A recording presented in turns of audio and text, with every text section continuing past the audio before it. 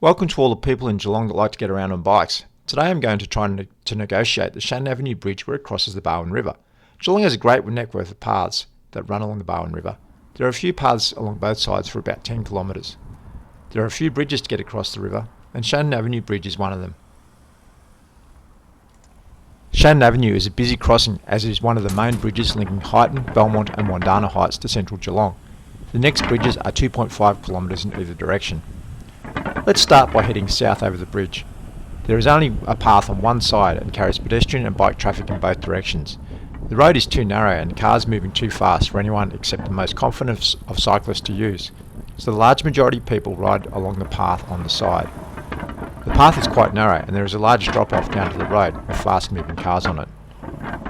When we get to the southern side, the path is really rough and you are forced to stay close to the cars, as the safety barrier prevents you from moving further away. The safety barrier is definitely only there for cars.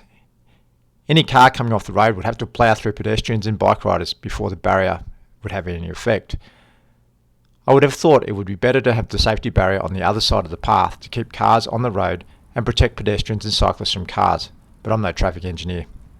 Now that we've had a look at the bridge, I'm going to try 4 ways to get back northbound over the bridge. Route 1. I take the path over the bridge and ride back the way I came. Firstly, we have to negotiate the bumps, then ride along the edge of the path, very close to the big drop-off. One slip and you're out in front of a car. The path is pretty quiet today, so there's plenty of space, but sometimes it is very busy and there is not much room to pass if you're riding or walking your bike.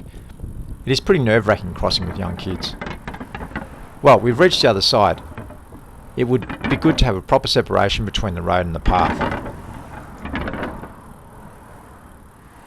Route 2. I'm going to negotiate the enormous roundabout and then cross the bridge on the road before crossing back across Shannon Avenue onto the path back to the river. The roundabout is pretty scary due to multiple lanes and the high volume of cars all travelling at a fair speed. Once I'm back on the bridge, the lane is not really wide enough for cars to pass me, but if I stay anywhere near the left, they will force their way past and to get back up to 60 km per hour.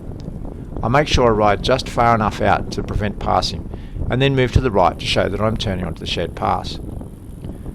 That route was pretty scary. I can see why no one else would go that way. Route 3. I'm going to avoid the roundabout by going under the bridge and then onto Barwon Road before turning left onto the bridge. There is no access to Barwon Road, so I have to cut across the grass to try to merge back into the traffic. This cuts out the roundabout, but I still have to negotiate the bridge with cars close passing me. Once I'm across the bridge, I've still got the problem of having to turn right through the traffic back onto the shared path to get back down to the river. Route 4. I'm going to take the shared path, but instead of going on the path on the bridge, I'm going to cross the road and ride on the road. This will eliminate the roundabout and also having to cross the section of grass. The traffic is queuing, so it's pretty hard to cross over here. There is no recognised crossing, so I have to take my chances.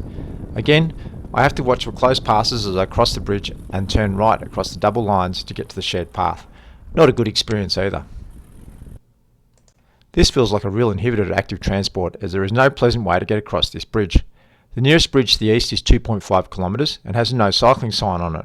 The nearest to the west is a very narrow path and has no cyclist sign on the road, so they aren't good options either. It feels like it's only a matter of time before someone stumbles off the high curb and onto the path of a car. The rough piece at the southern end needs modifying to protect walkers and bike riders from the traffic by moving the guardrail between the cars and the path, and getting the path away from the road as soon as it exits the bridge. It would be great if this could be improved to make it a more pleasant experience for walkers and bike riders. Don't forget to subscribe to see more areas where bike infrastructure can be improved in Geelong.